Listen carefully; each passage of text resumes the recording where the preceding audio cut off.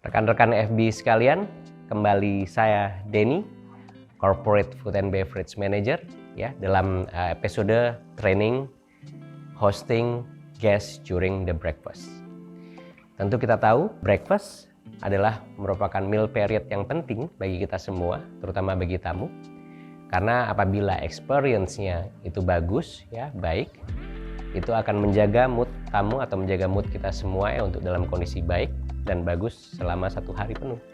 Dan begitu juga sebaliknya, apabila mood atau experience-nya kurang baik, itu akan terbawa seharian. Jadi menurut saya ini merupakan hal penting yang cukup harus diperhatikan ya dalam keseharian kita. Pertama, ketika kita hosting tamu, tentu saja kita harus sapa mereka dengan standar greeting kita dalam posisi namaste seperti ini ya.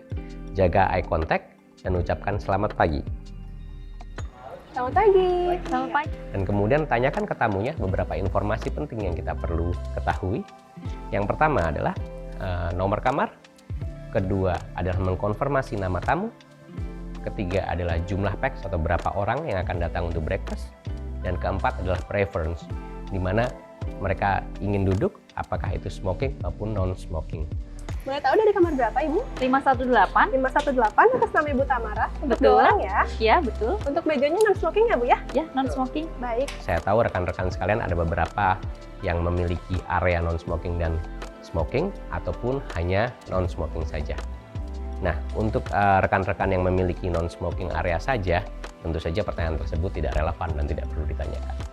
Ketika kita sudah mengkonfirmasi ketiga hal tersebut, dan kita tahu bahwa kita punya meja yang cocok untuk mereka, ya, kita harus antarkan tamu tersebut untuk duduk ke meja yang sesuai, dan kemudian kita sampaikan ya informasi tentang buffet atau type of service yang kita tawarkan pada saat breakfast.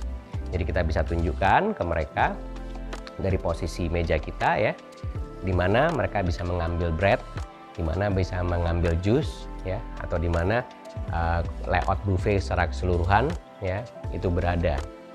Ini penting karena ini merupakan salah satu standar kita dalam Golden Rules untuk showing buffet ke tamu-tamu kita. Nah, kemudian kita juga harus tawarkan apakah mereka ingin kopi atau teh gitu ya. Dimana informasi ini membantu ya coffee runner atau tea runner yang kita sudah punya di restoran untuk kemudian menyajikan coffee and tea.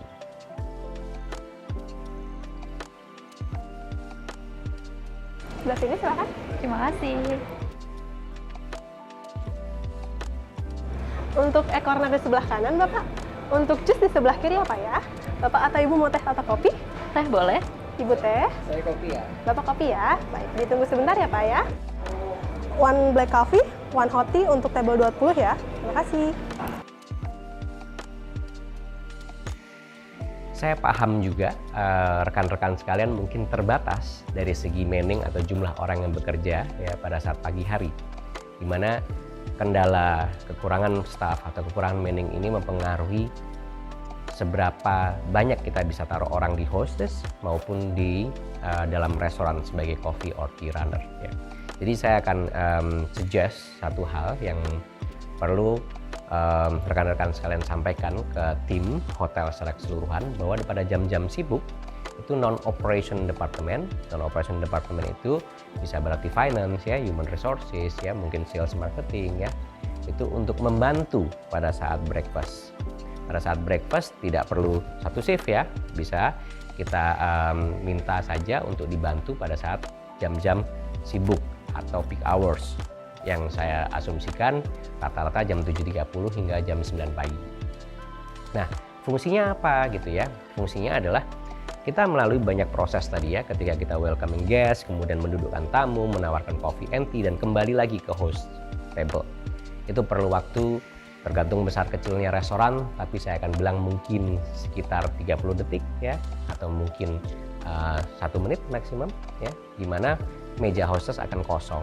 Nah, di sini diperlukan bantuan dari departemen lain untuk menyampaikan ke tamu-tamu yang akan masuk ke restoran ya, minta data mereka seperti yang tadi kita di depan ya, perlukan adalah nomor kamar ya, kemudian jumlah orang ya, prefer smoking atau non-smoking table, kemudian kita hanya sampaikan ke mereka, mohon tunggu Bapak Ibu, ya, hostess kami sedang mengantar tamu.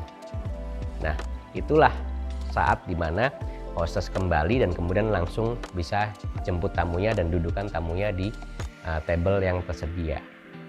Baik, rekan-rekan FB, kita hari ini sudah belajar bagaimana hosting guest during the breakfast, ya. Mudah-mudahan bermanfaat bagi rekan-rekan semua.